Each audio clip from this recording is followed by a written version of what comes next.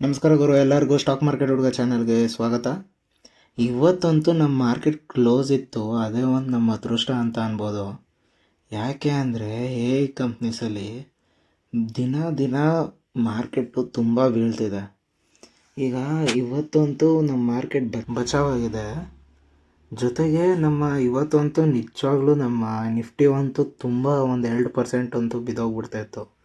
ಯಾಕೆ ಅಂದರೆ ಇವತ್ತು ಕಂಪ್ನೀಸಲ್ಲಿ ಭಾರಿ ಬಿದ್ದೋಗ್ಬಿಟ್ಟಿದೆ. ಈಗ ನ್ಯಾಸ್ಡ್ಯಾಕು ಓಕೆ, ಒಂದು ನಾರ್ಮಲ್ ರೇಂಜಲ್ಲಿದೆ. ಆದರೆ ನಮ್ಮ ಏಷ್ಯಾ ಸ್ಪೆಸಿಫಿಕ್ ಮಾರ್ಕೆಟ್ ಮಾತ್ರ ಫುಲ್ಲು ರೆಡ್ ಆಗೇ ಇದೆ. ನೀವೀಗ ಜಾಪನೀಸ್ ಮಾರ್ಕೆಟ್ ನೋಡ್ಬೋದು. ಜಾಪನೀಸ್ ಮಾರ್ಕೆಟಲ್ಲಂತೂ 1.34 to 1% ಹತ್ತತ್ರ ಬಿದ್ದೋಗಿದೆ. ಜೊತೆಗೆ ಜಾಸ್ತಿ ಬಿದ್ದಿದ್ದಂದರೆ ಕೊರಿಯನ್ ಮಾರ್ಕೆಟು, ಅದನ್ನು ನೋಡೋಣ. ಚೈನಾ ಮಾರ್ಕೆಟು ಅಷ್ಟೇ. ಚೈನಾ ಮಾರ್ಕೆಟು 2.2%, 2.26%, 3%, 0.9%, 1.33%, 2% ಆ ಥರ ಎಲ್ಲ ಬಿದ್ದಿದೆ. ಹಾಂಗ್ಕಾಂಗ್ ಮಾರ್ಕೆಟು ಓಕೆ, ಅದೂ ಬಿದ್ದೋಗ್ಬಿಟ್ಟಿದೆ. ಸೌತ್ ಕೊರಿಯಾ ಮಾರ್ಕೆಟ್ ಅಂತೂ ಅದೇ ಫುಲ್ಲು ಭಯಾನಕವಾಗಿ ಬಿದ್ದೋಗ್ಬಿಟ್ಟಿದೆ. ಇದು ಇವತ್ತು ಬೆಳಗ್ಗೆ 16% ಬಿದ್ದೋಗಿತ್ತು. 16% ಅಲ್ಲಿಂದ ರಿಕವರ್ ಆಗಿ ಈಗ 4.1%, 6%, 5.8%, 6%, 6.29% ಮತ್ತು 6.15% ಬಿದ್ದಿದೆ. ಏನಂದರೆ ಇದಕ್ಕೆಲ್ಲ ಇದರಲ್ಲಿ ಎಲ್ಲ ಬಿದ್ದಿರೋದು ರಿಲೇಟೆಡ್ ಕಂಪ್ನೀಸ್ಗೆ ಇಂದ. ಈಗ ನೀವು ನೋಡ್ಬೋದು, ಇಲ್ಲಿ ಸೌತ್ ಕೊರಿಯಾ ಮಾರ್ಕೆಟಲ್ಲಿ ಈ ಕಾಸ್ಡ್ಯಾಕ್ ನೋಡ್ಬೋದು 8.9% ಓಡಿದೆ. ಮತ್ತು ಕಾಸ್ಡ್ಯಾಕ್ 100 ನೋಡ್ಬೋದು 239% ಓಡಿದೆ. ಅದು ಸ್ಟಾಕ್ಸು ಅಲ್ಲ, ಇಂಡೆಕ್ಸೇ ಅಷ್ಟು ಓಡಿದೆ. ಅಂದರೆ ಸ್ಟಾಕ್ಸ್ ನೀವು ಇಮ್ಯಾಜಿನ್ ಮಾಡ್ಕೋಬೋದು ಯಾರ ರೇಂಜಲ್ಲಿ FIIs ಇನ್ವೆಸ್ಟ್ ಮಾಡಿದ್ದಾರೆ ಅಂತ. ಮತ್ತು ಕಾಸ್ಪಿ ಇಂಡೆಕ್ಸು ಅಷ್ಟೇ 1.75% ಮೇಲೆ ಹೋಗಿದೆ. ಮತ್ತು ಕಾಸ್ಪಿ 200 ಅಷ್ಟೇ 231%. ಮತ್ತು ಕಾಸ್ಪಿ 50 ಅಷ್ಟೇ 281%. ಕಾಸ್ಪಿ 100 ಕೂಡ ಅಷ್ಟೇ 248%. ಸ್ಟಾಕ್ಸ್ ಅಲ್ದಲೆ ಇಂಡೆಕ್ಸೇ ಇಷ್ಟು ಓಡ್ತಿದೆ ಅಂದರೆ ನಮ್ಮ FIIs ಇಡೀ ಎಲ್ಲ ಕಡೆಯಿಂದ ದುಡ್ಡೆತ್ತಿ ಈ ಅನ್ನೋ ಫ್ಯೂಚರ್ ಮೇಲೆ ಹಾಕಿ, ಈಗ ಆ ಮೇಲೆ ಜಾಸ್ತಿ ಟ್ರೆಡ್ ಬರ್ತಿರೋದ್ರಿಂದ ಮತ್ತು ಅಲ್ಲಿಂದ ರಿಟರ್ನ್ ಬರುತ್ತೋ ಇಲ್ವೋ ಅನ್ನೋದು ಭಯದಿಂದ ಈಗ ಏನಾಗ್ತಿದೆ, ಮಾರ್ಕೆಟು ಅದು ರಿಲೇಟೆಡ್ ಏನೇನಿರುತ್ತೋ ಅದರಿಂದ ಕ್ರ್ಯಾಶ್ ಆಗ್ತಿದೆ. ಜೊತೆಗೆ ನಮ್ಮ ಇಂಡಿಯನ್ ಮಾರ್ಕೆಟ್ ಇವತ್ತು ಕ್ಲೋಸ್ ಇತ್ತು, ಅದೇ ನಮ್ಮ ಬಚಾವಾಗಿರೋದು. ತೈವಾನು ಕೂಡ ಬಿದ್ದೋಗಿದೆ ಇವತ್ತು. ಆಸ್ಟ್ರೇಲಿಯಾ ಬಿದ್ದೋಗಿದೆ. ನಮಗೆ ಕಚಡಮ ಇವತ್ತು ಅದು ಕ್ಲೋಸ್ ಇತ್ತು. ನ್ಯೂಜಿಲೆಂಡು ಅಷ್ಟೇ, ಮಲೇಷ್ಯಾ ಅಷ್ಟೇ, ಇಂಡೋನೇಷ್ಯಾ ಅಷ್ಟೇ. ನೀವಿಲ್ಲಿ ನೋಡ್ಬೋದು, ಮನಿ ಕಂಟ್ರೋಲಿಂದ ಅಂದಿದ್ದಾರೆ ಕಾಸ್ಪಿ ಇವತ್ತು 16% ಬಿದ್ದೋಗಿದೆ. ಜೊತೆಗೆ ಆ ಕೀ ಮೇನ್ ಫ್ಯಾಕ್ಟರ್ ಏನಂದರೆ, ಮೊದಲನೇದು ನಾನು ಅಂದಂಗೆ ವೀಕ್ನಿಂಗ್ ಸೆಂಟಿಮೆಂಟ್. ಈಗ FIIs ಬಂದುಬಿಟ್ಟು ಈ ಫ್ಯೂಚರ್ ಮೇಲೆ ಹಾಕಿ ಮೇಲೆ ಬರ್ತಿರೋ ಟ್ರೆಟಿಗೆ ಮುಂದೆ ಏನಾಗುತ್ತೆ ಅನ್ನೋ ಒಂದು ಪ್ಯಾನಿಕ್ ಅಟ್ಯಾಕಲ್ಲಿ ಫಾರಿನ್ ಇನ್ವೆಸ್ಟರ್ ಅವರು 5 ಟ್ರಿಲಿಯನ್ ಶೇರ್ಸ್ ಹತ್ತತ್ರ ಸೆಲ್ ಮಾಡಿದ್ದಾರೆ. ಅದು ಹತ್ತತ್ರ ಅದ್ರ ವ್ಯಾಲ್ಯೂ 3.1 lakh crore. ಜೊತೆಗೆ 2ನೇ ಪಾಯಿಂಟ್ ಏನಂದರೆ, ಆ್ಯಪಲ್ಲು ಪ್ರೈಸ್ ಹೈಕ್ ಮಾಡಿದೆ. ಏನದ್ರ ಮೇಲೆ ಅಂದರೆ ಅದ್ರ ಐಪ್ಯಾಡ್ ಮೇಲೆ ಮತ್ತು ಮ್ಯಾಕ್ಬುಕ್ ಮೇಲೆ. ಅದು ಏನರಿಂದ ಅಂದರೆ ಚಿಪ್ ಇರುತ್ತೆ ನೋಡಿ, ಈಗ ಪ್ರೊಸೆಸರ್ ಚಿಪ್ಪು, ಅದ್ರದ್ದು ಕಾಸ್ಟ್ ಜಾಸ್ತಿ ಆಗಿರುತ್ತೆ ಅಂತ. ಆಮೇಲೆ 3ನೇ ಪಾಯಿಂಟ್ ಏನಂದರೆ, ಓಪನ್ IPO ಡಿಲೇ ಕನ್ಸರ್ನಿಂದ. ಇದೇನು ಅಷ್ಟೊಂದು ಅದರಿಂದ ಇಷ್ಟೊಂದೆಲ್ಲ ಬಿದ್ದೋಗಿಲ್ಲ. ಇದು ಸುಮ್ಮನೆ ಪಾಯಿಂಟ್ ಆ್ಯಡ್ ಮಾಡಿದ್ದಾರೆ ಅಷ್ಟೇ. ಇದೇನು ಅಷ್ಟೊಂದು ವೇಟೇಜ್ ಆ್ಯಡ್ ಮಾಡಲ್ಲ. ಮೇನ್ ರೀಸನ್ನು ಆ್ಯಪಲ್ಲು ಮತ್ತು ಸೆಂಟಿಮೆಂಟಿಂದ ಅಷ್ಟೇ. ಜೊತೆಗೆ ನಮ್ಮ ಗಿಫ್ಟ್ ನಿಫ್ಟಿ ಇವತ್ತು ಬೆಳಗ್ಗೆ 24,000 ಸಪೋರ್ಟ್ ಲೆವೆಲ್ನ ಬ್ರೇಕ್ ಮಾಡಿ 24,000 ಸಪೋರ್ಟ್ನ ಬ್ರೇಕ್ ಮಾಡಿ 23,950 ಹತ್ರ ಹೋಗಿತ್ತು.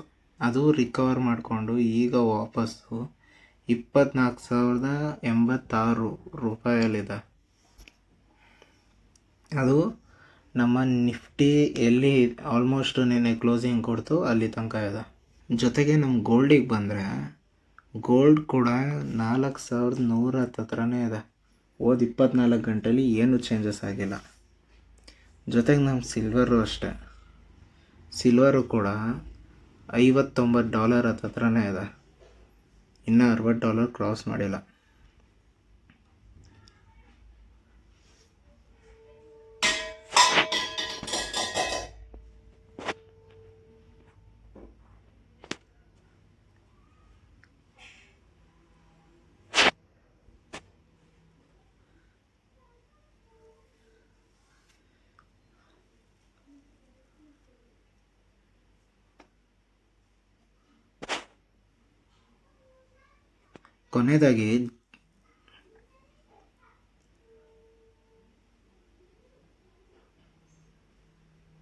ಕೊನೆಯದಾಗಿ ಜಿಯೋಪೊಲಿಟಿಕಲ್ ಏನೇನು ಸುದ್ದಿ ಇದೆ ಅಂದರೆ, ನಿನ್ನೆ ಮಧ್ಯರಾತ್ರಿ ಸ್ಟ್ರೈಟ್ ಆಫ್ ಹಾರ್ಮುಜಲ್ಲಿ ಒಂದು ಅಟ್ಯಾಕ್ ಆಗಿದೆ.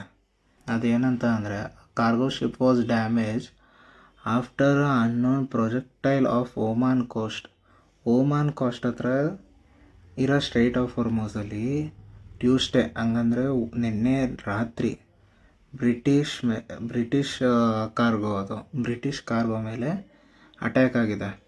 ಇದನ್ನು ರಿಪೋರ್ಟ್ ಮಾಡಿರೋದು UK ಮೆರಿಟೈಮ್ ಟ್ರೇಡ್ ಆಪರೇಷನ್ ಅವರು. ಈ ಇನ್ಸಿಡೆಂಟ್ನ ರಿಪೋರ್ಟ್ ಮಾಡಿದ್ದಾರೆ. ಈ ಅಟ್ಯಾಕ್ ಬಗ್ಗೆ ಟ್ರಂಪ್ಗೆ ಮತ್ತು ಇರಾನ್ ಅವ್ರ ಹತ್ರ ಕೇಳಿದ್ರೆ, ಟ್ರಂಪ್ ಅವರು ನಮ್ಮ ಅಲ್ಲಿ ಮಿಲ್ಟ್ರಿನ ಸ್ಟ್ರೈಟ್ ಆಫ್ ಹಾರ್ಮುಜಿಂದ ಎತ್ತಾದ್ಮೇಲೆ ನಾವು ಹೆಂಗೆ ಅಟ್ಯಾಕ್ ಮಾಡ್ಬೋದು ಅಂತ ಅಂತಾರೆ. ಇದ್ರ ಜೊತೆಗೆ ಅಮೇರಿಕದ್ದು ದ ವಾಲ್ ಸ್ಟ್ರೀಟ್ ಜರ್ನಲ್ ಅವ್ರು ಏನಂತ ಅಂದಿದ್ದಾರೆ ಅಂದರೆ, ಡೈರೆಕ್ಟಾಗೆ ಇದು ಇರಾನೇ ಮಾಡಿರೋದು ಅಟ್ಯಾಕ್ ಅಂತ ಅಂದಿದ್ದಾರೆ.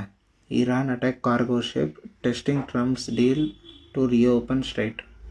ಇವ್ರು ನೋಡಿದ್ರೆ ಡೈರೆಕ್ಟಾಗೆ ಇರಾನ್ ಅಂತ ಅಂದಿದ್ದಾರೆ, ಅಲ್ಲಿ ನೋಡಿದ್ರೆ ಅನ್ನೋನ್ ಅಂತ ಏನದಾಗುತ್ತೆ ಅಂತ ಗೊತ್ತಾಗುತ್ತೆ.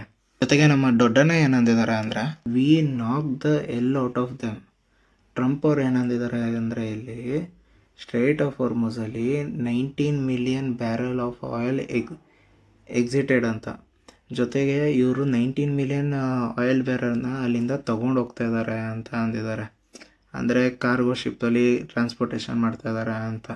ಒಬ್ಬರು ನೋಡಿದ್ರೆ ಅಟ್ಯಾಕ್ ಆಗ್ತಿದೆ, ಒಬ್ಬರು ನೋಡಿದ್ರೆ ಆರಾಮಾಗಿ ಅಲ್ಲಿಂದ ಆಯಿಲ್ಸ್ ತೊಗೊಂಡೋಗ್ತಾ ಇದ್ದೀನಿ ಅಂತ ಇದ್ದಾರೆ. ಇದನ್ನು ಮಕ್ಕಳಾಟ ಅಂದ್ಕೊಂಡ್ಬಿಟ್ಟಿದ್ದಾರೆ ಇವರು. ನೋಡೋಣ ಇದನ್ನು ಹೆಂಗೆ ಈ ಪೀಸ್ ಡೀಲ್ನ ಮಾಡ್ತಾರೆ ಅಂತ. ಜೊತೆಗೆ ಇದು ಎಲ್ಲದರಿಂದ ನಮ್ಮ ಕ್ರೂಡ್ ಆಯಿಲ್ ನೋಡಿದ್ರೆ, ಕ್ರೂಡ್ ಆಯಿಲ್ ಬಂದುಬಿಟ್ಟು $72 ಹತ್ರ ಇದೆ. ಇದು ನೋಡಿದ್ರೆ ಏನೂ ಚೇಂಜಸ್ ಆಗ್ತಿಲ್ಲ. ಸ್ಟ್ರೈಟ್ ಆಫ್ ಹಾರ್ಮುಜಲ್ಲಿ ಅಟ್ಯಾಕ್ ಆಗ್ತಿದೆ, ಆದ್ರೂ ಇದೇನು ಚೇಂಜಸ್ ಆಗ್ತಿಲ್ಲ. ಅಂದರೆ ಪೀಸ್ ಡೀಲು ಒಂದು ನಾರ್ಮಲಾಗೇ ನಡೀತಿದೆ, ಏನು ಅಷ್ಟೊಂದು ತಕರಾರು ಆಗ್ತಿಲ್ಲ, ಏನಿಲ್ಲ. ಕ್ರೂಡ್ ಆಯಿಲು ಈ ಪ್ರೈಸಲ್ಲಿರೋದು ತುಂಬ ಇಂಡಿಯಾಗೂ ಒಳ್ಳೆಯದೇ ಅಂತ ಅನ್ಬೋದು. ಜೊತೆಗೆ ನಮ್ಮ ಇಂಡಿಯನ್ ರುಪೀಸಿಗೆ ಬಂದರೆ, ಇಂಡಿಯನ್ ರುಪಿ 94 ಹತ್ರನೇ ಇದೆ. ಇನ್ನೂ ಏನೂ ಚೇಂಜೇ ಆಗಿಲ್ಲ. 95 ಕೆಳಗೆ ಬಂದಾಗಿಂದ 94 ರುಪೀಸಲ್ಲೇ ಇದೆ ಪರ್ ಡಾಲರ್ಗೆ. ಕೊನೆಯದಾಗಿ ಇಷ್ಟೇ ಹೇಳೋಕ್ಕೆ ಇಷ್ಟಪಡ್ತೀನಿ, ಇವತ್ತಂತೂ ನಮ್ಮ ಮೊಹರಮಿಂದ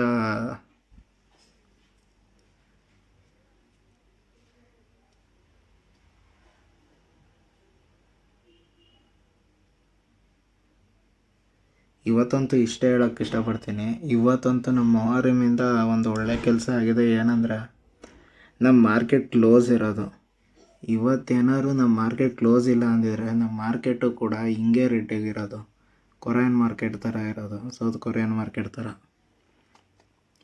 ಆ್ಯಕ್ಚುಲಿ ಬೀಳಬೇಕಾಗಿರೋದೆ. ಯಾಕೆಂದರೆ ಯಾರು ಇದಕ್ಕೆ ಅಂದಾಜನ್ನು ಇನ್ವೆಸ್ಟ್ ಮಾಡ್ತಾ ಇದ್ದಾರೆ. ಪ್ರಾಫಿಟ್ ಬುಕ್ಕಿಂಗ್ ಆಗಲೇಬೇಕು, ಒಂದು ಸರಿ ಮೇಲೋದ್ಮೇಲೆ ಕೆಳಗೆ ಬರಲೇಬೇಕು. ನೋಡೋಣ ಈ ಮಾರ್ಕೆಟ್ ಹೆಂಗೆ ಮುಂದೆ ಹೋಗುತ್ತೆ ಅಂತ. ಈ ವಿಡಿಯೋ ನಿಮಗೆ ಇಷ್ಟ ಆಗಿದರೆ ಲೈಕ್ ಮಾಡಿ, ಸಬ್ಸ್ಕ್ರೈಬ್ ಮಾಡಿ. ಜೊತೆಗೆ ಈ ಜೊತೆ ಇರೋ ಟ್ರೆಟ್ಟು ಮತ್ತು ಅದ್ರ ಬಗ್ಗೆ ಇನ್ಫಾರ್ಮೇಷನ್ ಬೇಕಂದರೆ ಸ್ಕ್ರೀನ್ ಮೇಲೆ ಕಾಣಿಸ್ತಿರೋ ವಿಡಿಯೋನ ನೋಡಿ. Thank you.